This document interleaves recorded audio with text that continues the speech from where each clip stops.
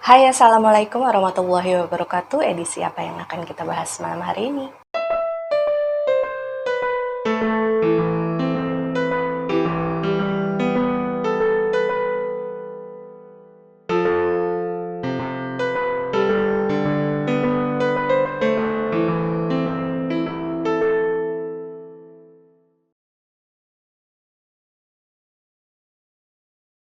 Jadi yang saat itu Septi lihat adalah sosok perempuan yang tadi lagi belai-belai rambutnya si Evan ya, di ranjangnya si Evan.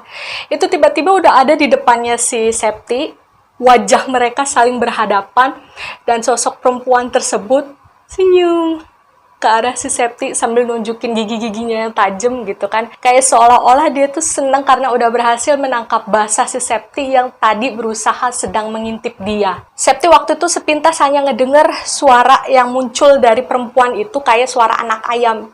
Jadi kayak hihihi kayak gitu, ketawa di depan mukanya si Septi, dan katanya si Septi saking deketnya wajah dia dan wajah sosok perempuan itu, Septi sampai bisa nyium bau anyir darah yang berasal dari sosok perempuan tersebut ya. Dan si Septi ini sempat ngerasain dia pipis di celana dan abis itu semuanya gelap.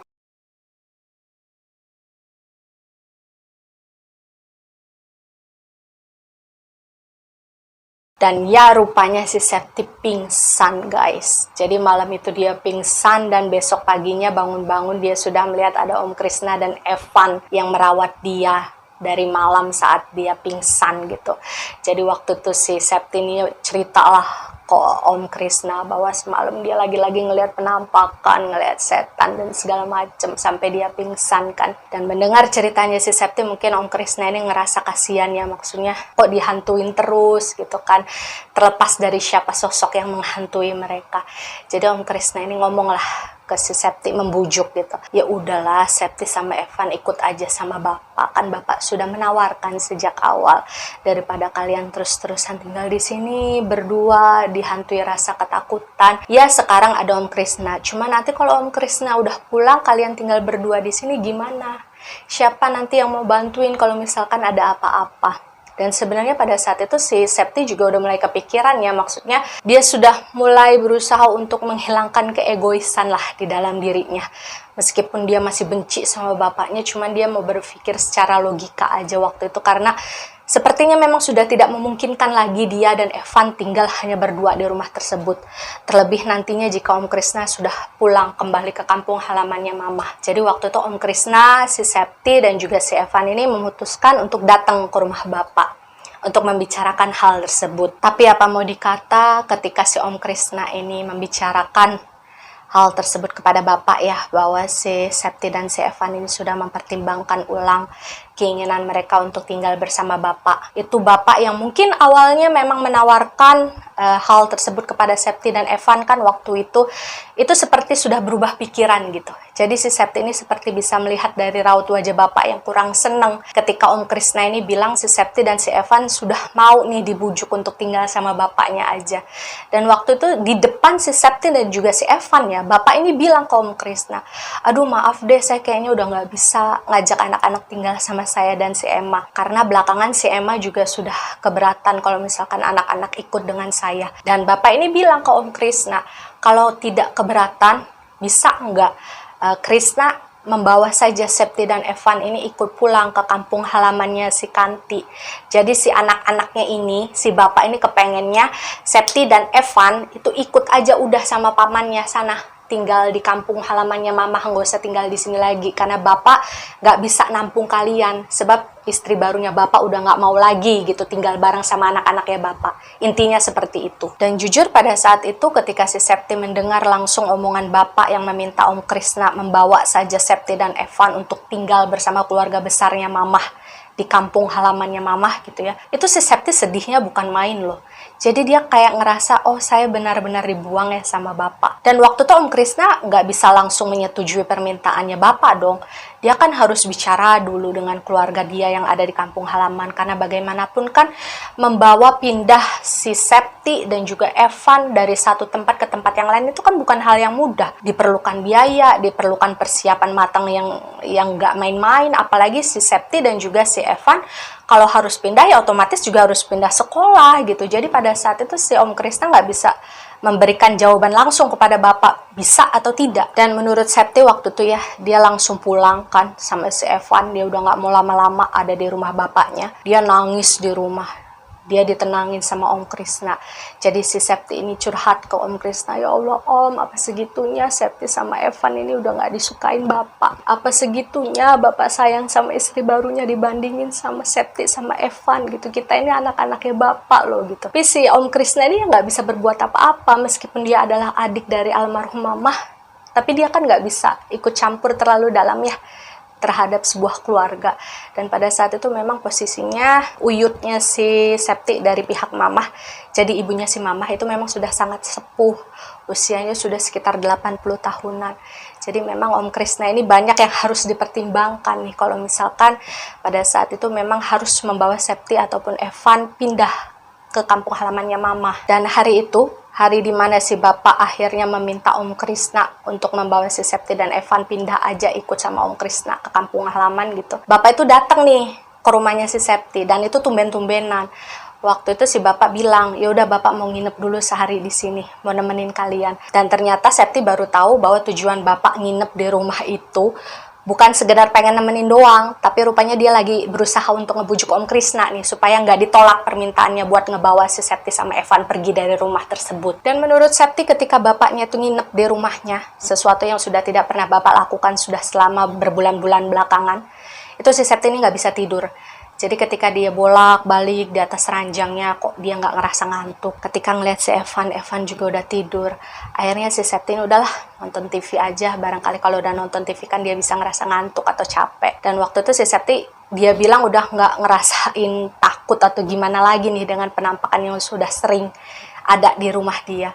Jadi mungkin karena dia sudah terlalu banyak pikiran, terlalu banyak masalah, hal-hal semacam itu udah nggak dia hiraukan lagi. Dan kata Septi, mungkin karena dia terlalu memikirkan apa yang sedang terjadi dalam keluarganya, memikirkan perkataan bapak tadi siang. Jadi Septi ini nonton TV sambil mencet-mencet remote control gitu ya. Ini sambil berlinang air mata gitu. Jadi nggak ada suara, nggak ada sesenggukan, tapi tiba-tiba aja keluar kayak tes gitu, dia nangis. Dan waktu itu belum lebih dari jam 11 malam menurut si Septi. Dan bener aja dari arah belakang dia, itu kemudian terdengar suara mamah yang lembut sekali. Jadi suaranya tuh manggil si Septi. Sep, suara yang biasa mamah keluarkan setiap kali mamah manggil Septi. Jadi Septi tuh pada saat itu bukannya takut, karena dia lagi ngerasa begitu banyak masalah, nggak ada tempat dia cerita, nggak ada tempat dia meminta semangat gitu ya.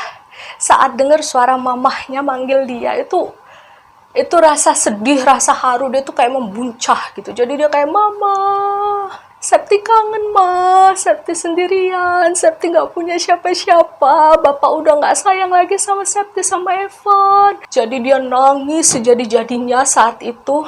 Dia berharap siapapun sosok yang sedang mewujudkan, memanifestasikan sosok mamahnya pada saat itu ya, bisa mendengar curahan hati dia gitu. Karena si Septi ini ngerasa kangen sama mamahnya. Dia rindu disemangatin oleh mamahnya.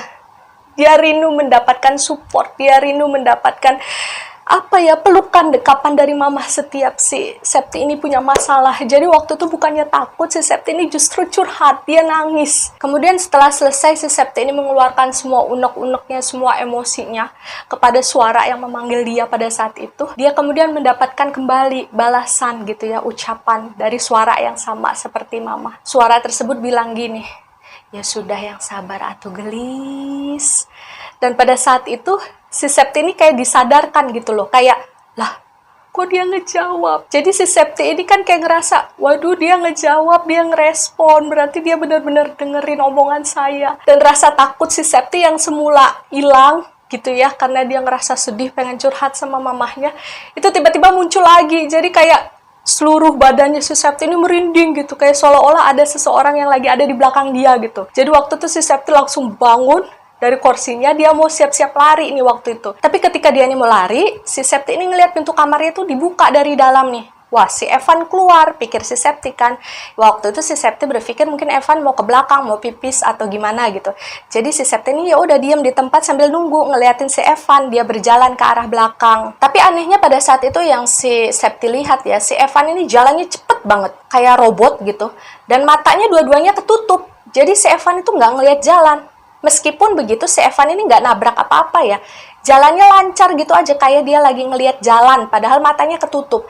Dan waktu itu si Septi ngerasa aneh dong, ini si Evan kenapa lagi? Dan waktu itu dia langsung inisiatif ngebangunin omnya, Om Krishna, dan juga dia ngetok pintu kamar bapaknya waktu itu yang memang tidur di kamar dia yang lama. Dan waktu Om Krishna ini kebangun, Om Krishna kan nanya, kenapa?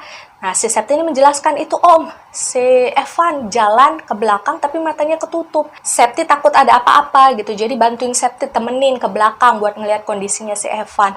Nah, waktu itu bapaknya juga ikut bangun kan setelah si Septi ini cerita ke Om Krishna.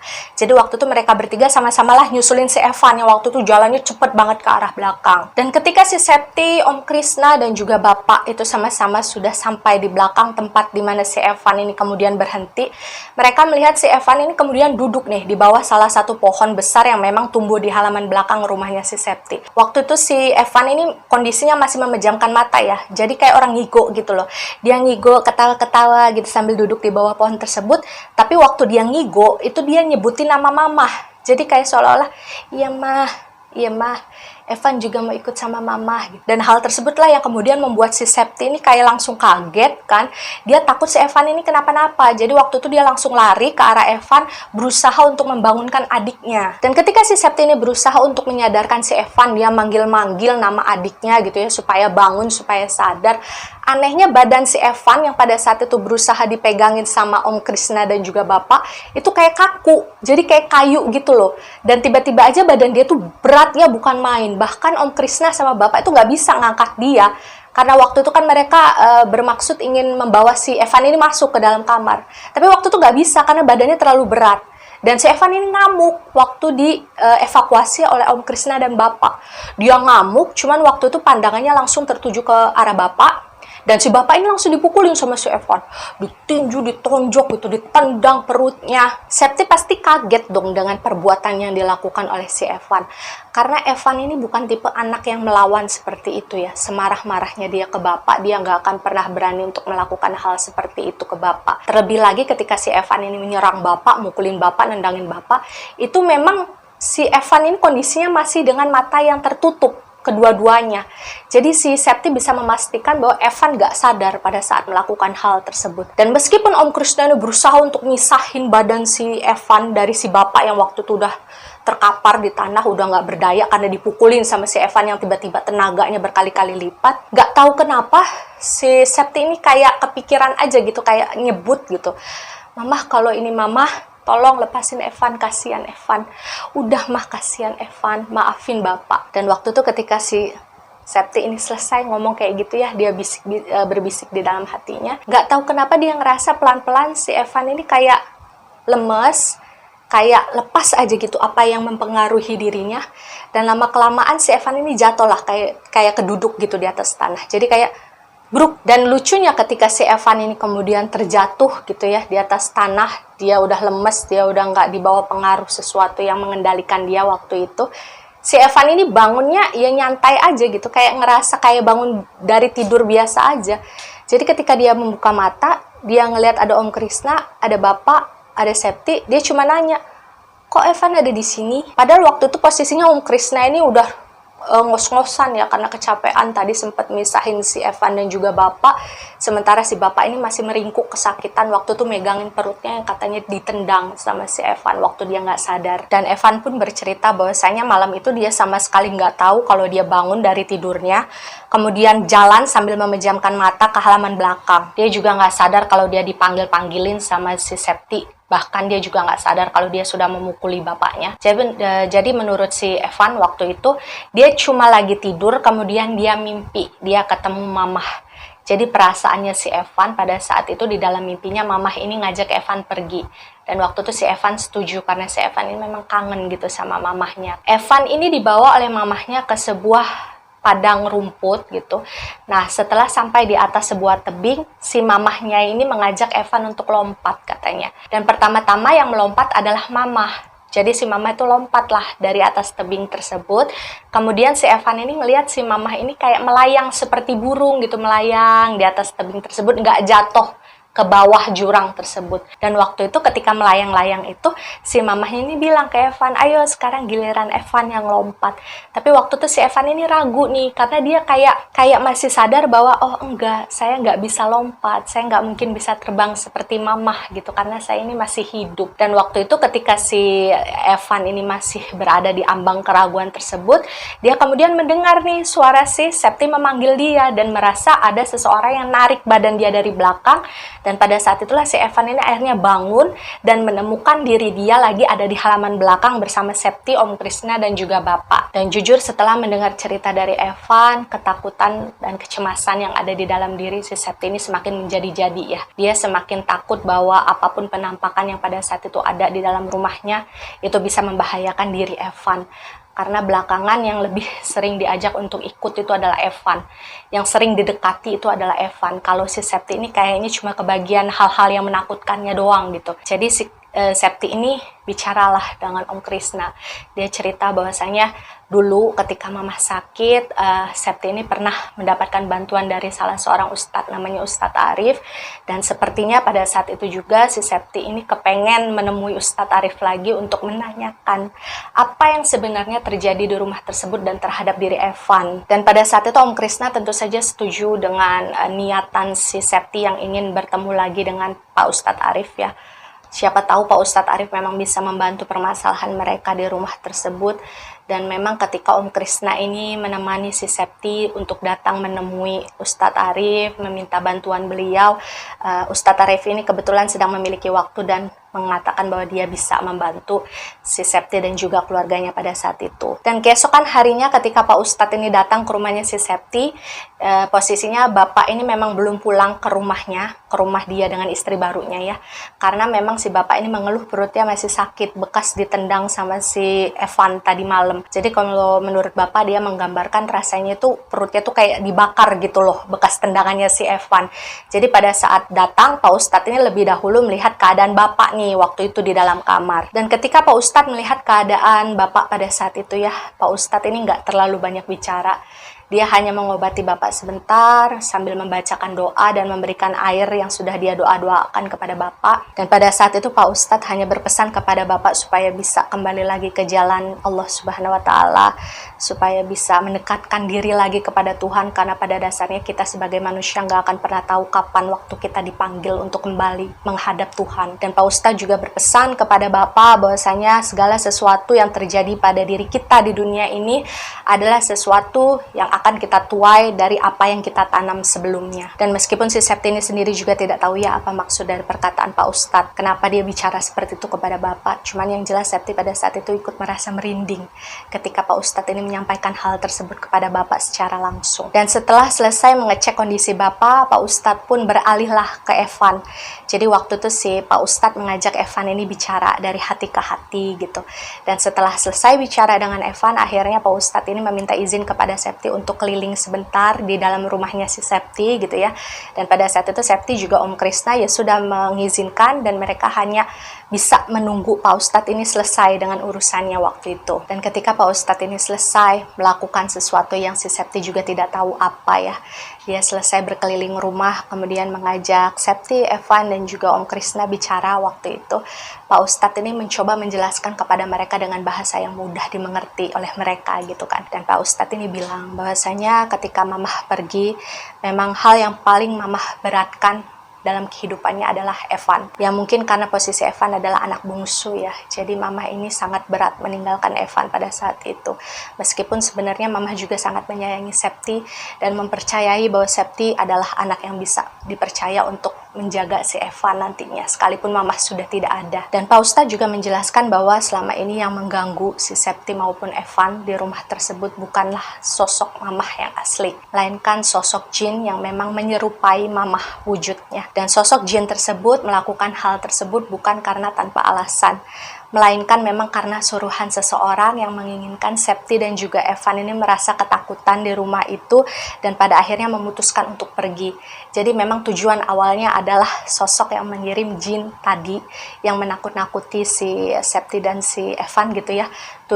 Tujuannya adalah memang ingin memiliki rumahnya si Septi dan juga si Evan. Jadi secara tidak langsung dia berusaha untuk membuat Septi dan Evan ini ketakutan dan pergi sendiri tanpa harus diusir gitu.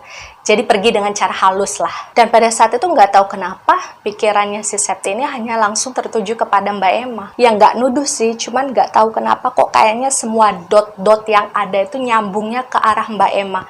Dari awal yang dikatakan bapaknya terkena pelet, kemudian berpisah dari mamah, kemudian mamah sakit dan meninggal karena santet gitu kan. Dan sekarang rumah mereka sengaja diisi oleh jin yang ditugasi untuk menyerupai sosok mamah yang sudah meninggal dan menakut-nakuti si Evan dan juga Septi agar Evan dan Septi ini pergi dari rumah tersebut hingga akhirnya nanti rumah tersebut bisa dimiliki oleh orang yang memang menginginkannya. Itu sangat jahat bagi Septi. Dan kenapa selama ini hanya sosok Evan saja yang berusaha didekati oleh jin yang menyerupai mamah tersebut? Penjelasan Pak Ustadz adalah karena ya jin tersebut kan mengcopy paste energinya mamah. Jadi apapun yang mamah rasakan, apapun yang ada di dalam diri mamah, kekhawatiran diri mamah terhadap Evan anak bungsunya gitu ya, itu juga dirasakan oleh jin tersebut. Jadi secara otomatis kayak terkonek aja, jin itu kepengen si Evan ini selalu ada sama dia, selalu deket sama dia. Itulah kenapa jin tersebut berusaha untuk membuat si Evan ini mau ikut dengan dia. Pak Ustadz juga menjelaskan bahwasanya sosok arwah penasaran itu tidak ada. Yang ada adalah sosok jin yang mengcopy paste energi dari sosok yang pernah hidup untuk dia manifestasikan menjadi sosok tersebut. Dan contohnya pada saat itu adalah mamahnya si Septi. Jadi jin tersebut mengcopy paste segala semua sesuatu energi maupun memori yang dimiliki oleh mamahnya Septi. Tapi sayangnya pada saat itu jin yang mengcopy paste energinya mamah itu adalah jin yang berenergi jahat. Karena memang dia tujuannya tidak baik dan dia memang disuruh oleh orang yang tidak baik gitu.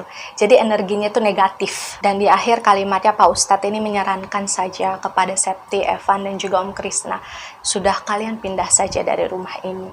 Jadi kalau menurut Pak Ustadz, rumah tersebut sudah terlanjur tercemar oleh kekuatan-kekuatan energi yang negatif karena sejak awal kan memang sudah terjadi kiriman pelet di sana, kiriman santet di sana, dan sekarang ada kiriman jin yang bertugas menakut-nakuti semua anggota keluarga yang ada di rumah itu. Karena rumah itu jika mau ditempati lagi perlu dibersihkan secara lebih lanjut dan itu tidak bisa memakan waktu yang singkat kalau kata Pak Ustadz. Dan pada saat itu si Pak Ustadz juga mengaku kalau ilmunya juga belum sampai sana ya untuk membersihkan sebuah rumah dengan tingkatan energi negatif sebesar itu. Dan mendengar semua cerita dari Pak Ustadz, mendapatkan masukan yang sangat berharga dari Pak Ustadz, akhirnya Om Krishna pun memutuskan langsung malam itu bahwa ya sudah, Septi dan Evan ikut Om pindah ke kampung halamannya Mamah. Gak ada lagi yang tinggal di rumah ini. Pokoknya Om Krishna nanti yang akan tanggung jawab atas diri Evan dan juga diri Septi. Dan untungnya pada saat itu memang ketika si Om Krishna ini memutuskan untuk Septi dan Evan ini pindah, posisinya si Septi ini udah lulus SMA ya. Dia sudah selesai ikut tes, ujian, dan sudah lulus gitu. Tapi kalau untuk Evan memang dia harus mau nggak mau pindah sekolahnya. Dan sebelum akhirnya Pak Ustadz ini pamit pulang, si Septi ini sempat izin bicara empat mata lah dengan Pak Ustadz kan. Si Septi ini bertanya, sekarang kalau misalkan si Septi ingin bertemu dengan jin yang menyerupai si Mamah, bisa enggak? Karena si Septi setidaknya pengen pamit dulu kepada Mamah sebelum dia pindah. Karena bagaimanapun meski si Septi ini paham dan tahu benar bahwa sosok jin yang menyerupai Mamah itu bukanlah Mamah dia yang sebenarnya.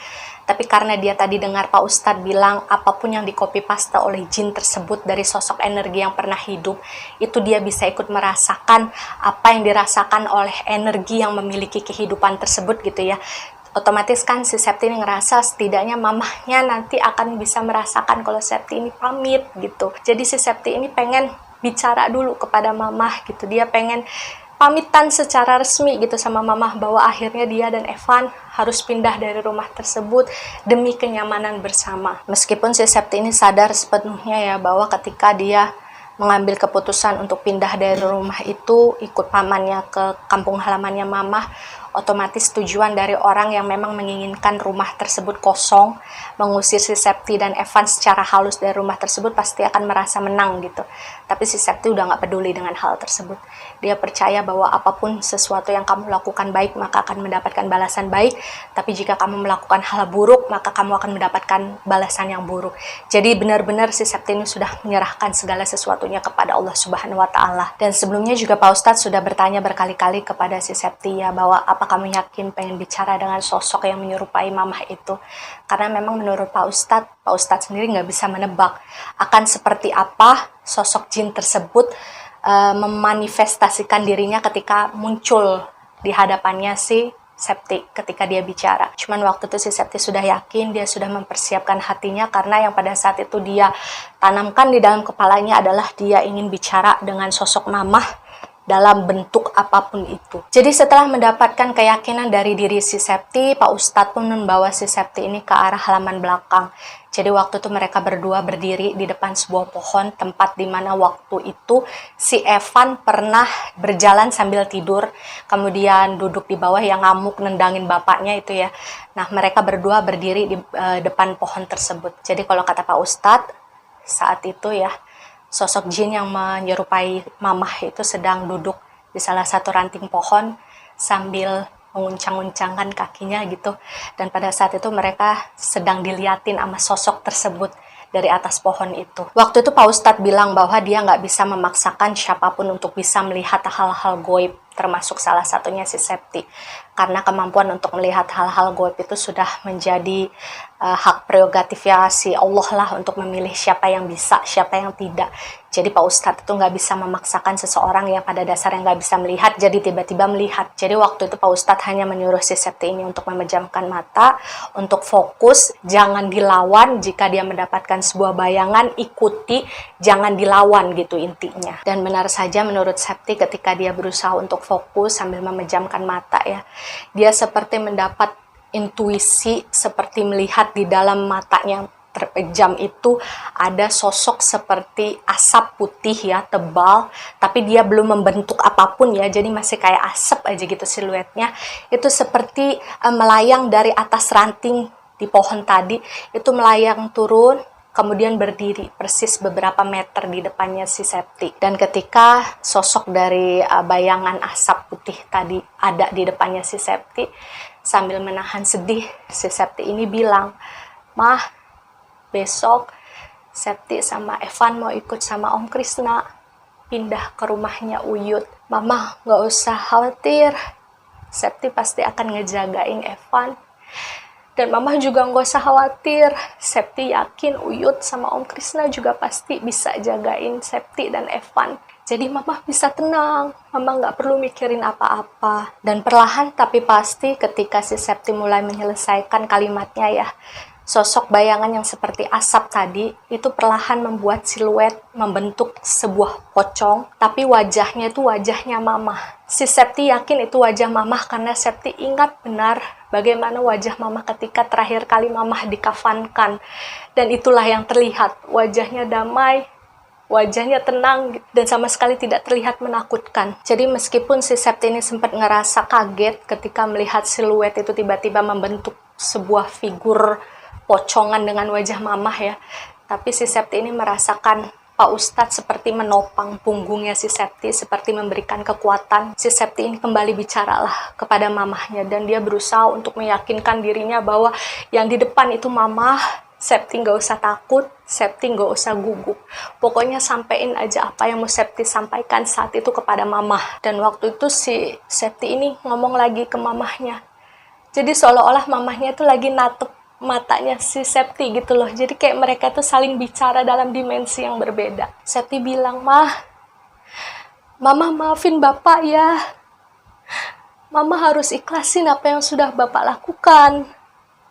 Karena Allah adalah sebaik-baiknya Maha Pembalas dari segala sesuatu yang terjadi di muka bumi, Mah. Dan waktu itu si Septi sempat ngusap air matanya kan, karena dia nggak kuat ngeliat muka mamahnya. Waktu dia bener-bener kangen sama mamahnya gitu. Si Septi ini bilang, Mamahku sayang, Mamaku sayang, Septi sayang mama, Evan sayang mama, dan kita tahu mama sayang sama kita. Jadi kita kepengen mama itu baik-baik saja, mama tenang.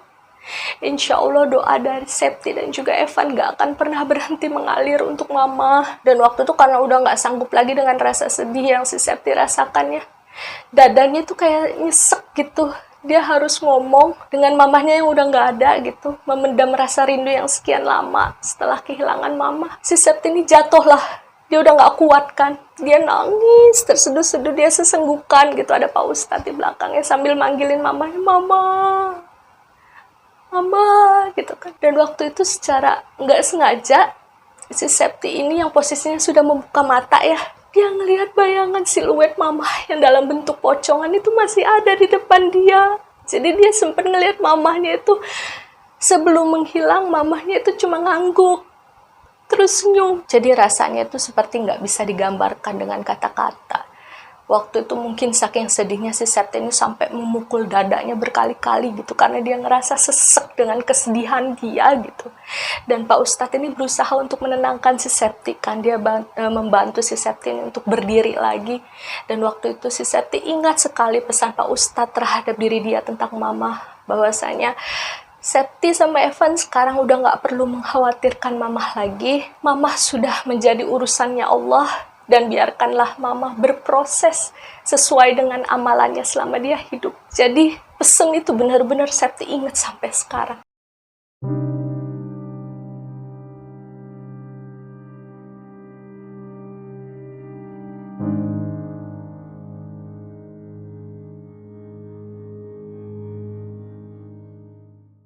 Dan singkat cerita, ketika akhirnya mereka memutuskan untuk pergi dari kehidupan mereka yang lama ya, Septi dan Evan ikutlah dengan Om Krisna pindah ke kampung halamannya Mamah. Dan waktu itu mereka berdua tinggal bersama Uyut, ibunya Mamah, yang pada saat itu memang sudah sepuh tapi masih cukup sehat ya.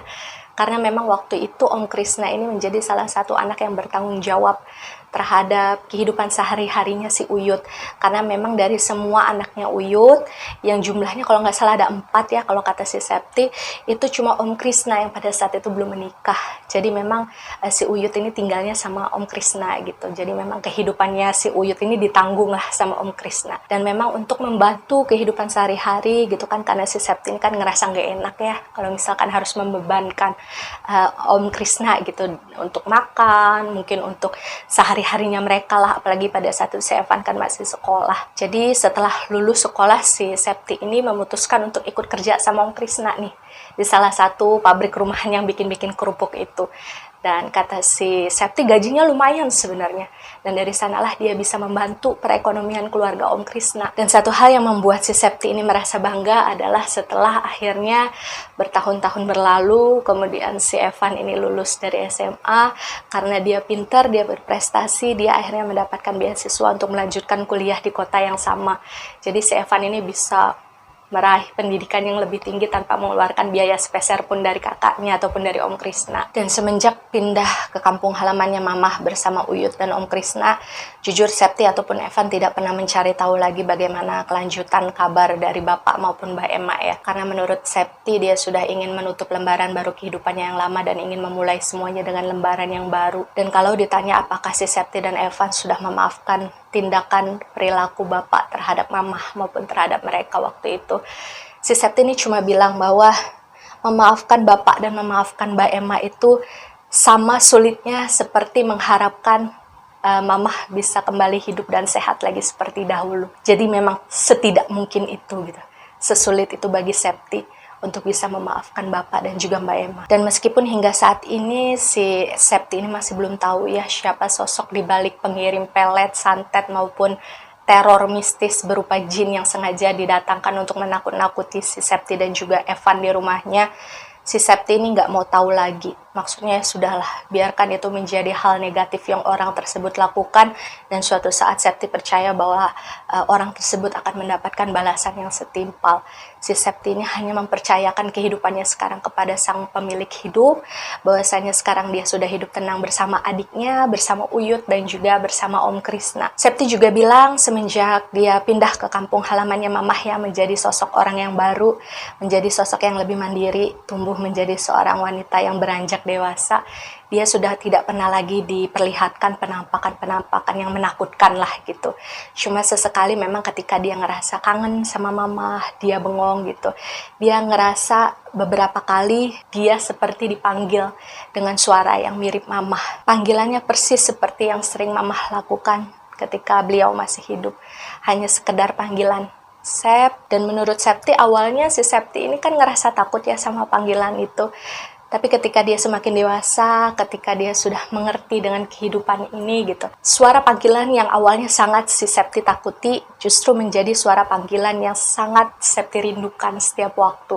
Jadi dia berharap sekali kalau suara panggilan tersebut dari siapapun yang memanggil dia ya, walaupun dia tahu itu bukan mama, tapi setidaknya Septi bisa lebih sering mendengar suara tersebut. Karena si Septi ini ngerasa setiap kali dia mendengar suara panggilan tersebut, kerinduan dia terhadap mama itu kayak terobati gitu. Untuk saat ini dan sampai saat ini, si Septi hanya berharap Allah bisa mengampuni apa yang sudah dilakukan oleh mama.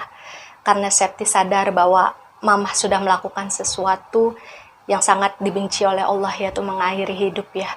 Tapi Septi berharap bahwa doa-doa yang terus dia kirimkan, baik itu dari Septi maupun dari Evan ya, itu setidaknya bisa meringankan kehidupan mamah di alam sana. Karena pada dasarnya Septi percaya bahwa Allah adalah zat yang maha pengampun lagi maha penyayang. Apapun itu nantinya yang terjadi pada diri mamah, Septi percaya, dan Septi mempercayakan diri mamah kepada Allah Subhanahu wa Ta'ala selaku pemilik hidupnya mamah dan hidup semua manusia yang ada di muka bumi ini. Dan di akhir ceritanya Septi berpesan kepada wanita-wanita muda di luar sana yang mungkin memiliki kisah hidup seperti halnya Mbak Emma, yang mungkin sekarang sedang berada dalam posisi mencintai seorang laki-laki yang sudah memiliki keluarga ya. Septi hanya berpesan kepada kalian supaya ayolah, kalian itu cantik, kalian itu berharga, kalian bisa mendapatkan sesuatu yang lebih baik daripada sekedar mendapatkan laki-laki yang sudah memiliki keluarga. Karena misalkan kalian menghancurkan satu rumah tangga, kalian tidak sadar ada begitu banyak orang yang kalian hancurkan di dalam rumah tangga tersebut. Karena bukan hanya satu atau dua orang, tapi semua yang terlibat dalam rumah tangga tersebut itu kamu hancurkan. Dan contohnya adalah yang terjadi dengan keluarga Septi. Bukan hanya mamah yang merasa tersakiti, tapi Septi dan juga Evan selaku anak-anak mereka. Jadi ladies, hargai diri kamu, hargai nilai yang ada di dalam diri kamu yang sangat berharga, dan jangan disia-siakan hanya untuk sesuatu yang sifatnya sesaat, oke? Semoga kita semua dijauhkan dari hal-hal negatif seperti halnya yang menimpa Mamah Kanti ya. Bahwasanya semua itu tergantung pada mindset dan kedekatan hati kamu terhadap Sang Pencipta. Karena hal-hal yang serupa pelet, santet itu kan bentuknya energi.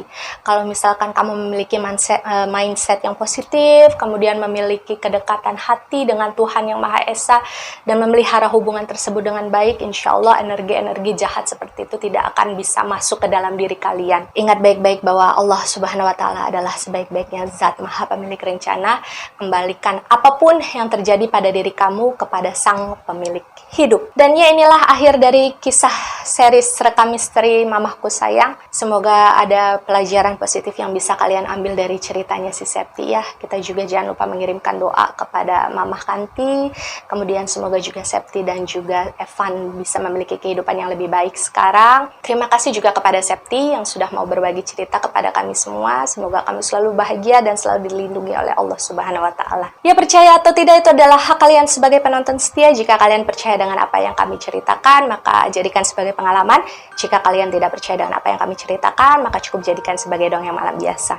Terima kasih yang sudah mengikuti edisi Rekam Misteri kali ini. Terima kasih yang sudah subscribe, terima kasih yang sudah nonton, like, share.